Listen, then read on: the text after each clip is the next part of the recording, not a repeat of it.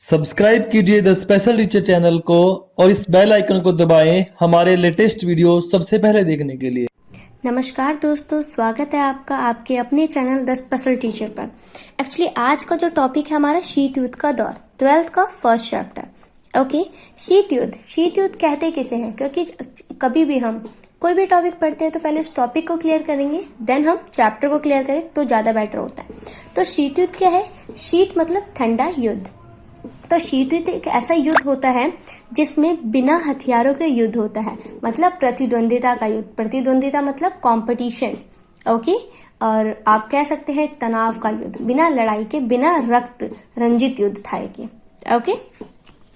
तो हम इसके टॉपिक्स क्लियर करते हैं। इसमें वैसे तो बहुत टॉपिक्स हैं, लाइक आप कह सकते हैं क्यूबा का मिसाइल संकट है इसमें, एंड दो ध्रुवीयता का आरंभ है, गुटनिरपेक्ष है, बहुत सारे टॉपिक है। आज हम इसमें फर्स्ट टॉपिक क्लियर करेंगे इसका, क्यूबा का मिसाइल संकट। ओके, क्यूबा कौन सा देश है, कहाँ पर है ये देश? मैं आपको मैप में भी दिखा दूंगी अगर आप बोलते हैं।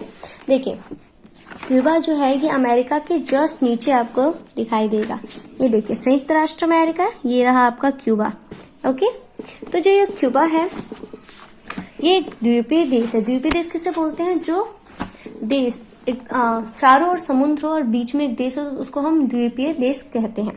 ओके, तो उस समय जो लड़ाई हो रही थी विचारधारा के ऊपर भी एक ये लड़ाई थी। ये सिर्फ मनमुटाव या फिर महाशक्ति बनने का नहीं था, ये एक विचारधारा का भी था कि अमेरिका बोलता है कि पूंजीवाद सबसे शक्तिशाली विचारधारा है और सोवियत संघ का मानना क्या था कि साम्यवादी विचारधारा सबसे अच्छी विचारधारा है। तो अब इन दोनों विचारधारा में सबसे पहले डिफरेंस मैं आपको बता देती हूँ। पूंजीवादी जो विचारधारा होता है वहां पे पूंजीपतियों का अधिकार होता है, ठीक है। पूंजीपति किसे बोलते हैं? जो बड़े बड़े बिल्डर्स होते हैं, टाटा, बिरला, अंबानी, ये सब है, ओके, और भी देशों के। और साम्यवादी में होता है कि सरकार के हाथों में हर चीज होता है, ठीक है। तो जैसे आप अमेरिका में देखेंगे सारी चीजें क्या है, प्राइवेट सेक्टर्स है, और साम्यवादी देशों में सारी चीजें सरकारी होंगी। हॉस्पिटल है सरकारी मिलेगा आपको, स्कूल सरकारी। हमारा देश में दोनों चीजें होता है, ठीक है।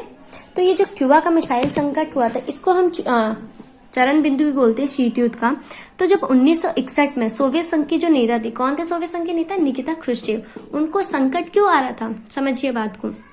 जो था क्यूबा जो था वो साम्यवादी देश था और अमेरिका क्या था? पूंजीवादी देश।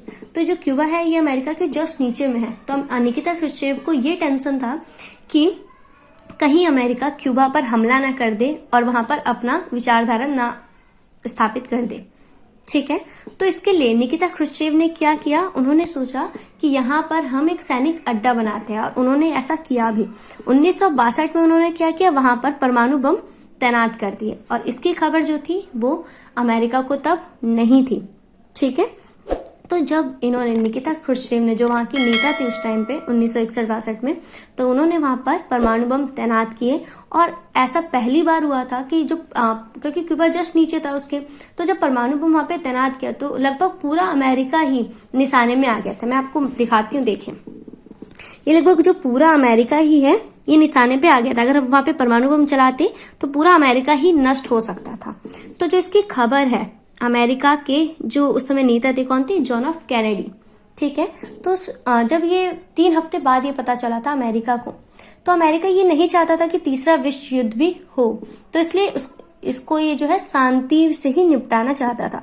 तो अमेरिका के जो नेता थे जॉन एफ कैनेडी ने सोवियत संघ के नेता को एक चेतावनी दी कि जितने भी वहां के रास्ते से, जो क्यूबा के रास्ते से जो भी जहाज जाते थे उनको रुकवाया जाए, ठीक है, नहीं तो फिर हम भी एक बड़ा कदम उठा सकते हैं। इससे क्या था, सोवियत संघ ने इसको वापस, अपने जहाजों को वापस लिया और कहीं ना कहीं उसकी गति जो थी वो धीमी कर दी। आप इस चैप्टर को पढ़िएगा, जैसे मैंने आपको बताया इस चैप्टर में आपको मिलेगा, और मैं इसके बहुत अच्छे आपको आंसर्स ऐसे लिखवाऊंगी जैसे आपके पेपर में एग्जैक्ट आते हैं, ओके। तो देखिए, इस तरह से इसको हम क्या बोलते हैं? चरम बिंदु। क्योंकि इस समय जो था पूरा दुनिया डरा हुआ था कि कहीं अभी जो है दूसरा विश्व युद्ध खत्म हुआ, तीसरा विश्व युद्ध ना हो जाए, क्योंकि ये सभी के लिए हानिकारक होता है, ठीक है। तो जो क्यूबा का मिसाइल संकट उस समय थम गया, लेकिन युद्ध थमा था, अभी प्रतिद्वंदिता जारी ही थी। अब हम इसके बारे में नेक्स्ट टॉपिक पढ़ेंगे कि शीत युद्ध क्या है, ये हम नेक्स्ट बार पढ़ेंगे। आप मुझे कमेंट करके बताइए अगर कोई भी क्वेश्चन है तो, ठीक है। एंड इसके जो क्वेश्चन है मैं आपको लिखवाती हूँ नेक्स्ट वीडियो में। आप मुझे कमेंट करके बताइएगा क्या क्या आपके क्वेश्चंस है, ओके एंड मैं बहुत ही अच्छे क्वेश्चंस लिखवाऊंगी जो सीबीएसई बोर्ड में आते भी हैं। 90 to 99% भी मैं कह सकती हूँ कि वो क्वेश्चन आते हैं, उसके आंसर भी बहुत ही अच्छे होंगे।